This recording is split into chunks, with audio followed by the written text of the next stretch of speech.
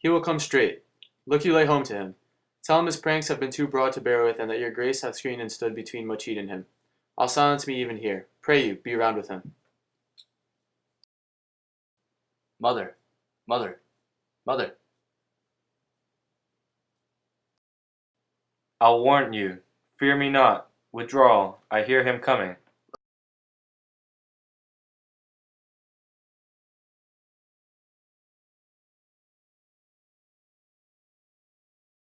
Now, mother, what's the matter? Hamlet, thou hast thy father much offended. Mother, you have my father much offended. Come, come, you answer with an idle tongue. Go, go, you question with a wicked tongue. Why, how now, Hamlet? What's the matter now? Have you forgot me? No, by the rood, not so. You are the queen, your husband's brother's wife, and would it were not so, you are my mother. Nay, then I'll set those to you that can speak. Come, come, and sit you down. You shall not budge. You go not till I set you up a glass, where you may see the inmost part of you. What wilt thou do? Thou wilt not murder me. Help! Ho! What? Ho! Help! How now, a rat? Dead for a ducat, dead.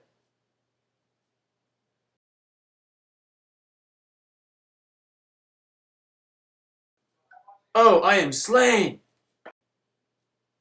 Oh me! What hast thou done? Nay, I know not. Is it the king? Oh, what a rash and bloody deed this is! Bloody deed, almost as bad, good mother, as kill a king and marry with his brother. As kill a king? Ay, lady, it was my word. Thou wretched, rash, intruding fool, farewell. I took thee for thy better. Take thy fortune. Thou findest to be too busy is some danger. Leave wringing of your hands. Peace. Sit you down, and let me wring your heart, for so I shall. If it be made of penetrable stuff, if damned custom have not brazed it so, that it be proof and bulwark against sense.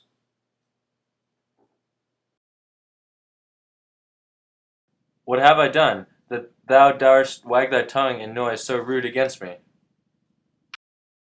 Such an act that blurs the grace and blush of modesty, calls virtue a hypocrite, takes off the rose from the fair forehead of an innocent love, and sets a blister there, makes marriage vows as false as dicers' oaths. Oh, such a deed, as from the body of contraction plucks the very soul, and sweet religion makes a rhapsody of words. Heaven's face does glow, o'er the solidity and compound mass, with heated visage, as against the doom, is thought sick at the act. Ay me, what an act that roars so loud and thunders in the index!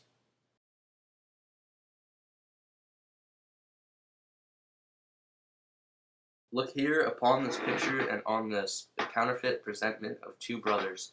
See what a grace was seated on this brow. Hyperion's curls, the front of Jove himself, an eye like Mars to threaten and command, a station like the herald Mercury, new lighted on a heaven-kissing hill. A combination and a form indeed, where every god did seem to set his seal, to give the world assurance of a man. This was your husband. Look ye now what follows. Here is your husband, like a midwild, a mildewed ear, blasting his wholesome brother. Have you eyes? Could you on this fair mountain leave to feed and batten on this moor? Ha! Have you eyes? You cannot call it love, for at your age the heyday in the blood is tame. It's humble, and waits upon the judgment. And what judgment would step from this to this? Sense sure you have, else could you not have motion, but sure that sense is apoplexed, for madness would not err. Nor since to ecstasy was ne'er so thralled, but it reserved some quantity of choice to serve in such a difference. What devil was it that thus hath cozened you at hoodman blind? Eyes without feeling, feeling without sight, ears without hands or eyes, smelling sans all, or but a sickly part of one true sense, could not so mote, O shame. Where is thy blush, rebellious hell? If thou canst mutiny in a matron's bones, To flaming youth, let virtue to be as wax, and melt in her own fire. Proclaim no shame when the compulsive ardor gives the charge, since frost itself as actively doth burn, and reason panders will.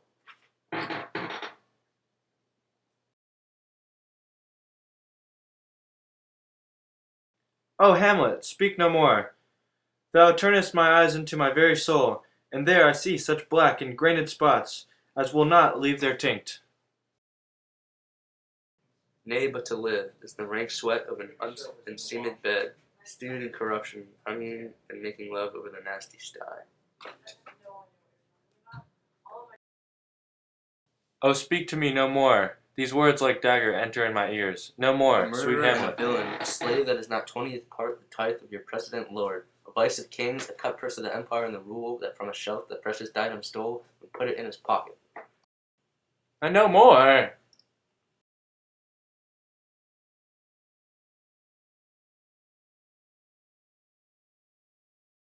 King of shreds and patches, save me and hover over me with your wings, you heavenly guards.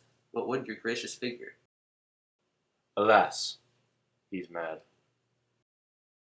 Do you not come your tardy son to chide, that lapsed in time and passion, let go by the important acting of your dread command?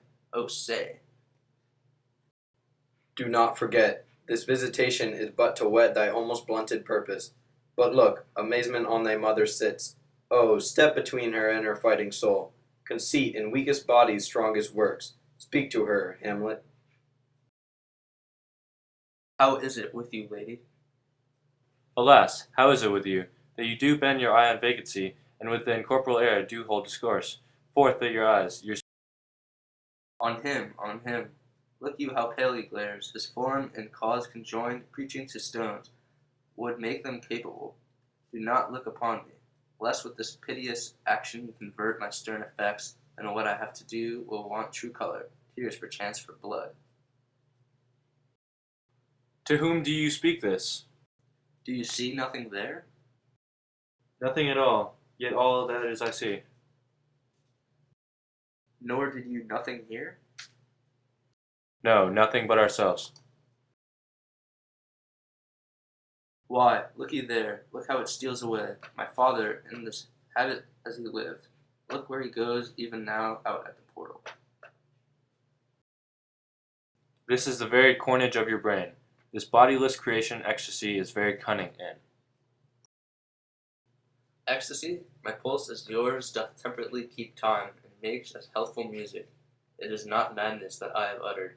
Bring me to the test, and I the matter will reword which madness would gambol from. Mother, for love of grace, lay not that flattering unction to your soul, that not your trespass, but my madness speaks.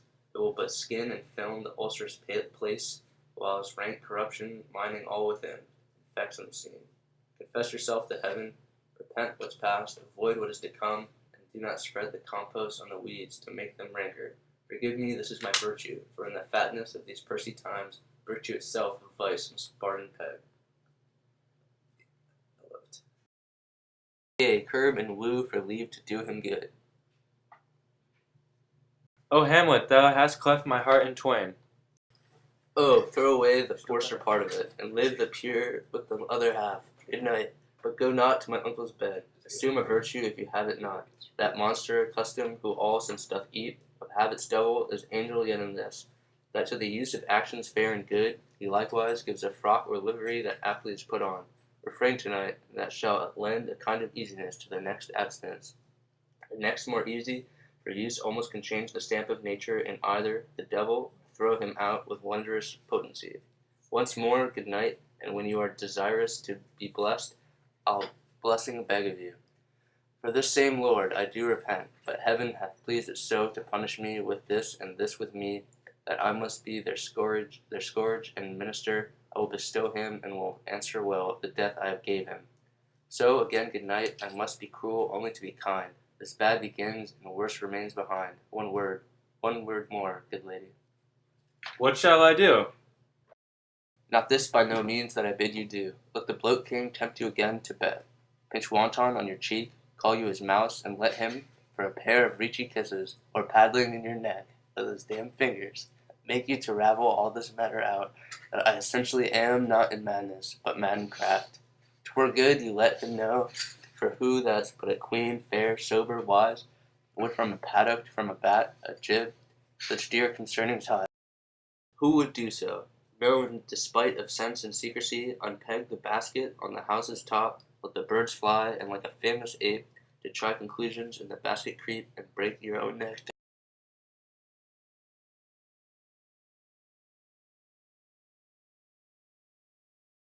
Be thou assured, if words be made of breath, and breath of life, I have no life to breathe, what thou hast said to me. I must to England, you know that. Alack, I had forgot, 'tis concluded on. There's letters sealed, and my 2 schoolfellows whom I will trust as I will adders fanged. They bear the mandate. They must sweep my way, and marshal me to knavery. Let it work, for 'tis the sport to have the engineer hoist with his own petard. And 't shall go hard, but I will delve 1 yard below their minds, and blow them at the moon. Oh, 'tis most sweet, when in 1 line 2 crafts directly meet. This man shall set me packing. I'll lug the guts into the neighbor room. Mother, good night indeed. This counselor is now most still, most secret, and most grave. Who was in life a foolish prating knave, come, sir, to draw toward an end with you. Good night.